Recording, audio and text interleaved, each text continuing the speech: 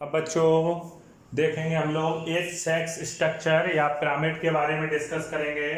यहाँ पे मैंने कुछ पिरामिड बनाए हैं, लिखा है मैंने एज सेक्स स्ट्रक्चर या पिरामिड। देखो एज सेक्स स्ट्रक्चर का पिरामिड का क्या मतलब है, किस तरीके की ग्राफ आ रहे हैं उनके बारे में जानेंगे। जैसे आपने देखा है कि अलग अलग देशों का देख रहे, इंडिया को ले लो, अमेरिका ले लो, ब्रिटेन ले लो, चाइना ले लो, अलग अलग बहुत सारे देश हैं। पर क्या सभी जगह की कंडीशन सेम है? सभी जगह की कंडीशन अलग अलग है। कहीं पॉपुलेशन कंट्रोल है, कहीं पॉपुलेशन कंट्रोल नहीं है। कहीं पे यंग लोग ज्यादा हैं, कहीं पे बुजुर्ग लोग ज्यादा हैं। जैसे चाइना के बारे में आज मैं आपको बात बताऊं। चाइना में जैसे क्या किया गया कि काफी लंबे टाइम पहले एक बच्चे की पॉलिसी कर दी थी कि एक बच्चे से ज्यादा कोई, मतलब एक बच्चे से ज्यादा पैदा नहीं कर सकता, एक बच्चे की पॉलिसी थी।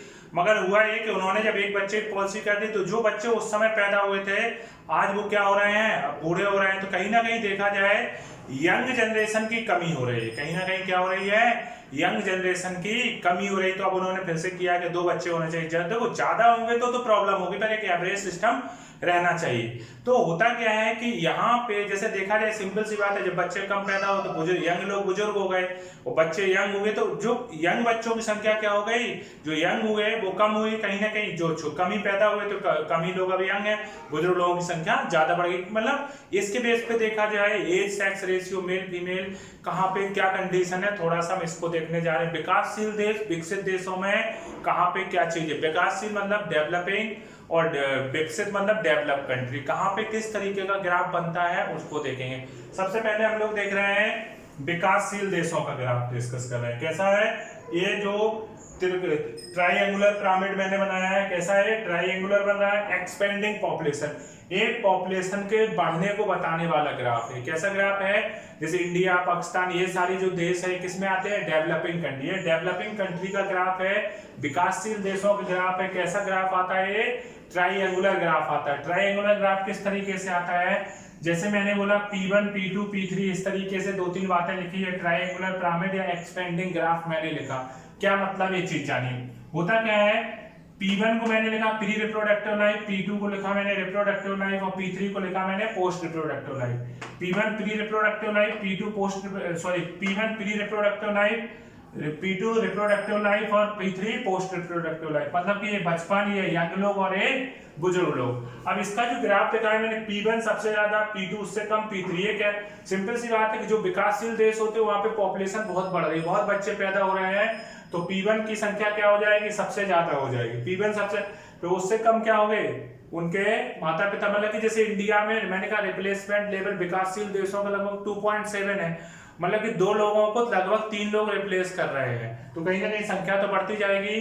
तो सबसे ज्यादा क्या होगा, P1 होगा, उससे कम लोग क्या होंगे, P2 होगा, उससे कम लोग क्या होंगे, बुजुर्ग लोग होंगे। क्योंकि बुजुर्ग मरते भी जाते हैं, कुछ मरेंगे फिर भी। तो कहीं ना कहीं सबसे ज्यादा किसकी होगी संख्या, पैदा होने वालों की। उससे कम ये लोग होंगे, उससे कम ये लोग होंगे। तो कहीं ना कहीं तो इस तरीके से कैसा ग्राफ बनता है, ट्राइएंगुलर। तो क्वेश्चन पूछा जाए विकासशील देशों का ग्राफ कैसा बनता है, एज सेक्स पिरामिड, आप आंसर कहोगे ट्राइएंगुलर पिरामिड बनता है। कैसा बनता है बच्चों, ट्राइएंगुलर पिरामिड बनता है। पहली बात तो ये याद रखना है, ट्राइएंगुलर पिरामिड क्लियर हुआ। ट्राइएंगुलर पिरामिड विकासशील देशों का होता है, डेवलपिंग कंट्री का होता है, जैसे इंडिया, पाकिस्तान, इस तरीके के देशों का। P1 सबसे ज्यादा होगा, उससे कम P2, उससे कम P3। मतलब कि यंग लोग जो 20 साल 15 से लगभग देखा जाए 0 से 15 ईयर्स तक के सबसे ज्यादा है, फिर यंग लोग कम है और उसके बाद बुजुर्ग लोग कम है। ठीक है ना। तो ये ट्राइएंगुलर ग्राफ हो गया, याद रखना। P1 किसको बताता है, pre reproductive life, P2 reproductive life और P3 पोस्ट रिप्रोडक्टिव लाइफ। दूसरा ग्राफ मैंने बनाया है बेल शेप। घंटी जो होती, घंटी कैसी होती, घंटी देखने में इस तरीके से होती है ना, घंटी नीचे चौड़ाई ऊपर, पर ऐसा नहीं, ये तो ट्रायंगल, ये घंटी के आकार का होता है। ये डेवलप कंट्री में देखा गया, जो डेवलपिंग नहीं, सॉरी डेवलप कंट्री, ठीक है, इसमें देखा गया है, डेवलप कंट्री में देखा गया। ये डेवलपिंग कंट्री का तो ये था, डेवलप कंट्री का विकसित देशों का ग्राफ है। विकसित देशों में क्या है, पॉपुलेशन पे काफी ज्यादा कंट्रोल किया है। जब पॉपुलेशन पे कंट्रोल किया है तो होने उससे क्या हुआ कि ये भी कम हो गया, पैदा होने वाले बच्चे क्या हुए, तो ये लगभग यंग लोगों के लगभग बराबर है, थोड़े से ज्यादा होंगे तो लगभग यंग लोगों के बराबर। बुजुर्ग लोग तो मरते ही रहेंगे, तो P3 थोड़ा तो कम रहेगा, 100% है, P3 तो कम होने। बुजुर्ग लोग भगवान मारना बंद नहीं कर देगा, आप कितना ही पैदा करो, मारता है, पर ये कि आप इतना पैदा कर रहे हो कि मरने की संख्या बहुत कम है, इसलिए पॉपुलेशन बढ़ती जा रही है, तो P3 तो कम हो गई, तो P1 और P2 लगभग इक्वल होते हैं, तो ये घंटी के आकार का ग्राफ बनता है। जैसे घंटी होती है ना, थोड़ा सा ही ज्यादा कर दो तो ये घंटी के आकार का ग्राफ बनता है डेवलप कंट्री में। इसको स्टेबल पॉपुलेशन ग्राफ भी बोलते हैं, क्योंकि पॉपुलेशन के पैदा होने वाले तो ये लोग है ना, तो ये स्टेबल पॉपुलेशन को, ये स्टेबिलिटी को बता रहा है। तो बेल शेप ग्राफ पूछा जाए किसका है, घंटी के आकार का, तो डेवलप कंट्री का। ट्रायंगुलर किसका है, डेवलपिंग कंट्री का। एक्सपेंडिंग, ये बढ़ते हुए जनसंख्या को बता रहा है, ये स्टेबल जनसंख्या को बता रहा है। तीसरा ग्राफ बताया मैंने अनशेप, जो घड़ा जो होता है उल्टे घड़े के आकार का होता है। कैसा होता है, उल्टे घड़े के आकार का, घड़े के आकार का, उल्टे घड़े के आकार का कहा, जैसे एग्जाम्पल में स्वीडन ले लो। किसको ले लो, स्वीडन। स्वीडन जो देश है वहां पे पॉपुलेशन इतनी ज्यादा कंट्रोल कर दी कि माइनस में चली। माइनस का मतलब है कम हो गई है। तो यहाँ पे पैदा होने वाला घड़ा कैसा होता है, घड़ा बीच में मोटा होता है, ऊपर पतला होता है और नीचे पतला होता है। जहां रखा जाता है नीचे भी थोड़ा पतला, बीच में मोटाई घड़े की ज्यादा होती है। तो यहाँ पे भी है, P2 सबसे ज्यादा है रिप्रोडक्टिव लाइफ। बुजुर्ग तो कम हो गई मगर यहाँ पे पैदा होने वाले भी कम है।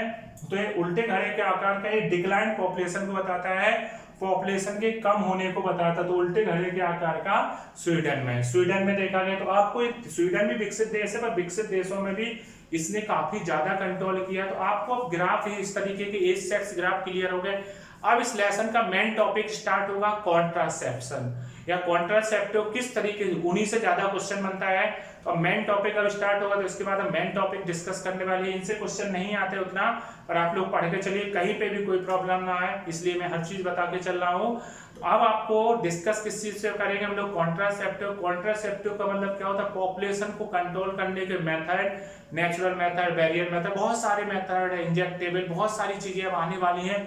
मजा आएगा पढ़ने में, बहुत सारी चीजें हम लोग डिस्कस करेंगे, कौन सा मेथड कैसे अप्लाई होता है, कैसे पॉपुलेशन को कंट्रोल किया जाए। उसके बाद फिर हम लोग डिजीज डिस्कस करेंगे इस लेसन से रिलेटेड, जो डिजीज है। उसके बाद फिर ह्यूमन हेल्थ एंड डिजीज आएगा, वहां पे तो हम लोग डिटेल से डिस्कस करेंगे ही, मगर यहाँ पे जो नॉर्मल बातें हैं वो हमें डिस्कस करनी रहेगी। तो इतनी बच्चों आपको क्लियर हो गया, कहीं पे भी कोई दिक्कत तो नहीं हो रही ना, ओके ठीक है, इतना अच्छे से समझ लो।